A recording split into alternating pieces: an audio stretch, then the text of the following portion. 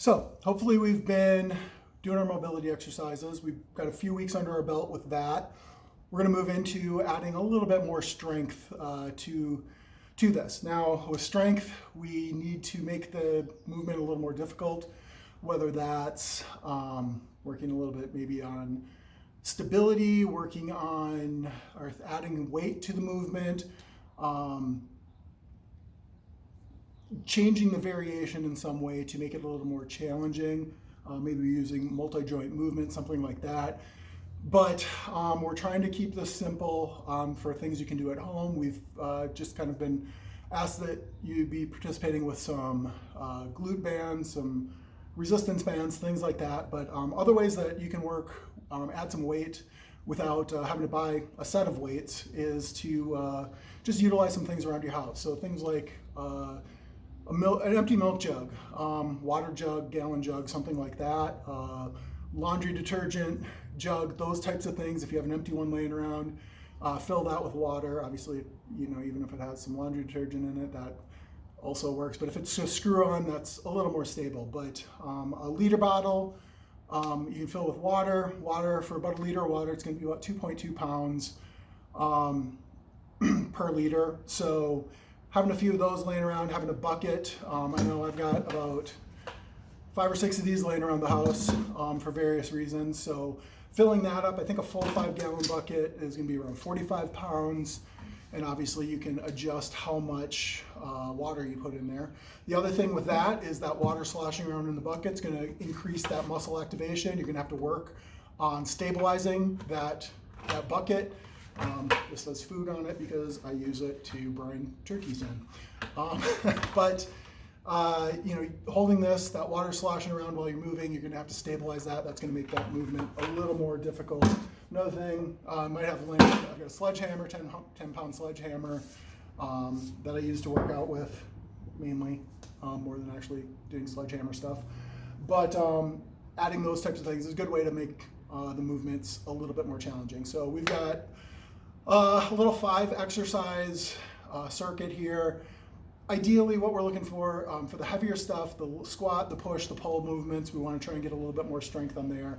The hip hinge movement and the rotational movement are going to be we're just going to be adding a new component to them to make them a little more challenging than the exercises we've had you doing in the past. So starting out with just a squat. So in the past, we've been doing just body weight squats. Let's say you add some weight to this. So fill this with as much or as little water as you like, holding this in front of you, just going into that squat movement and back up. So that water sloshing around as you're doing this, you want to be in controlled movement, slowly lowering yourself down and lifting yourself back up.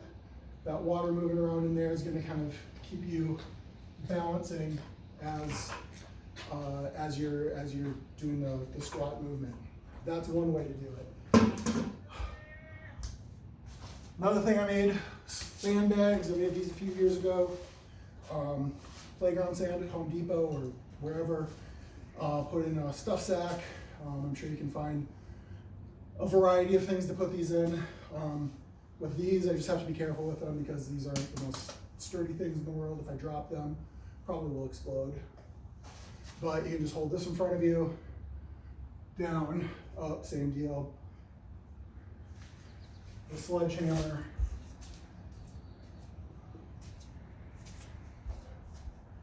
Variety of ways. I could just hold it straight out in front of me, down and up. I could be offset. Switch it around. Different ways to add a little bit of variety to that. Again, hopefully we're working in the 5 to 8 range for this. By number 8, that should be, I'm really tired, I can't do any more with good form. So that's what we're hoping for that. The RDL movement, the Romanian deadlift, the posterior chain workout, we did the hip hinge where the band pulled you back and you just drew that up. You can still do that exercise if you don't have anything else laying around, but having a little bit of weight pulling down helps you feel those muscles engage a little bit easier. Instead of having that weight pull your hips back, this time just drawing those hips backwards, letting that weight come down to the ground, try to keep them in front of the shins, and lift, down, and up. Now, more traditional ways, I've got kettlebells, you've got dumbbells, whatever's laying around, you can do 2-liter water bottles. That also would work for those movements. The next one's gonna be a glute bridge. So in our hip mobility one, we had glute bridges happening. Been working on those. We're gonna add a movement to that, add a rotational movement. So depending on what you have, I'm gonna just use a dumbbell.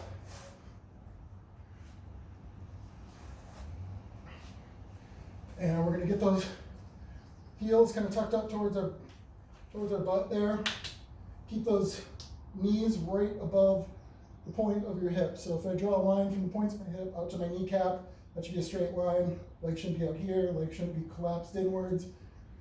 About 2 fists between my knees. That's probably about what you're looking for. You drive those hips up into the glute bridge. Feel that activation to your hamstring and your glutes. And from here, we're gonna rotate, keeping those legs straight, and we're right back up to the top. So this is right above my sternum. Bring it back and up. And then other side. Now I definitely have an imbalance here. It's a lot more difficult to get this rotation to that side than it is to this side. And again, that's why I want to work on that stuff, to address those imbalances.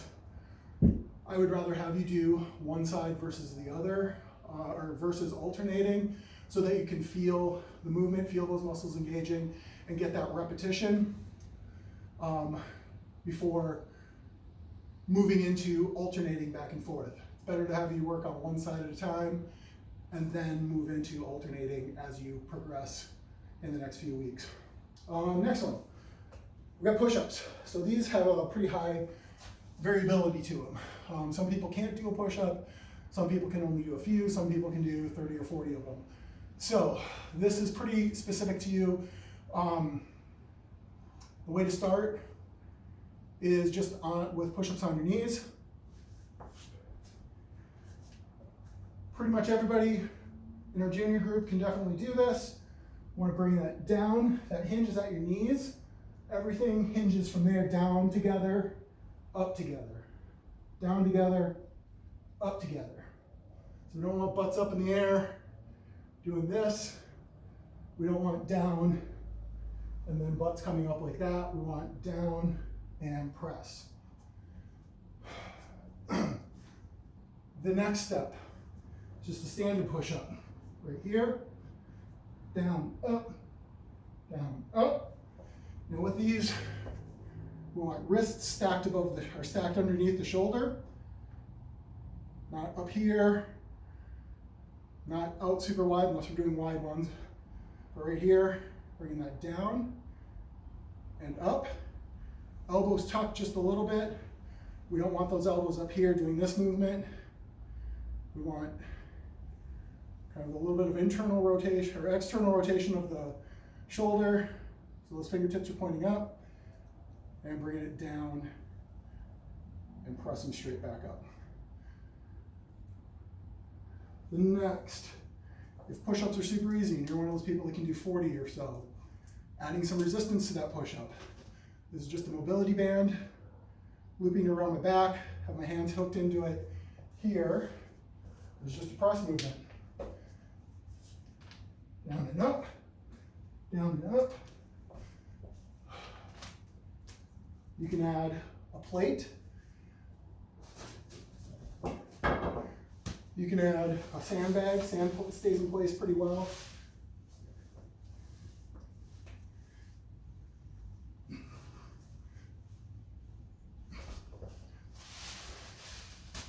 And that's a way to add a little bit of weight. If you're stuck in between those, so say you can do a few quality push-ups on your knees, don't quite have it yet at a full push-up, You can do the resistance push-up from your knee.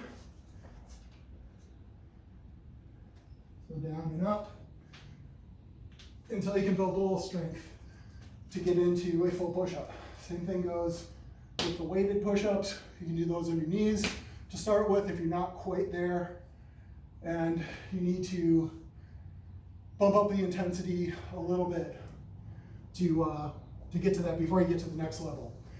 The last one's just going to be a pull movement. So we've been doing rows in the past just because those are the easiest to do with a band.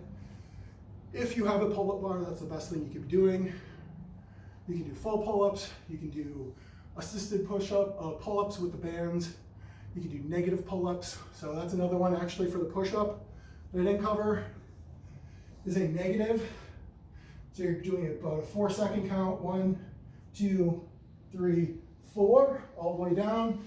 Get yourself back to that plank, 1, 2, 3, 4, and back up. Same thing goes with pull-ups.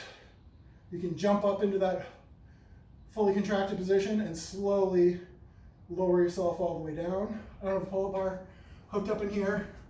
You may have one at home, you might not. I think some people do, but you know, obviously not everybody. You can do a banded pull-up where you're having that band give you a little bit of assistance. You can continue doing the banded rows.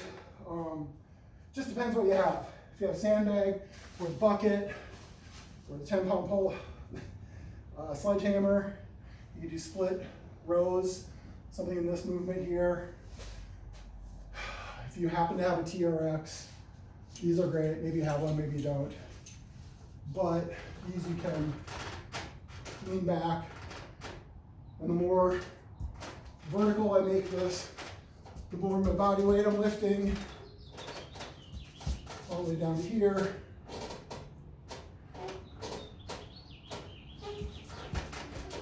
And, you know, all the way to elevating my feet on a stability ball. But those are ways you might not be able to get a pure strength movement out of it, but if we can get some strength endurance, where we're just making them more difficult than they were the past few weeks, that'll be kind of what we're looking to do. So for all this stuff, I will post the workout in the comments. If you have any questions on this stuff, again, reach out, email, comments of the video.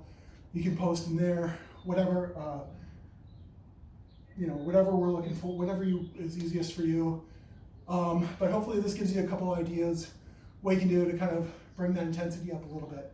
So until the next video, we'll talk to you later.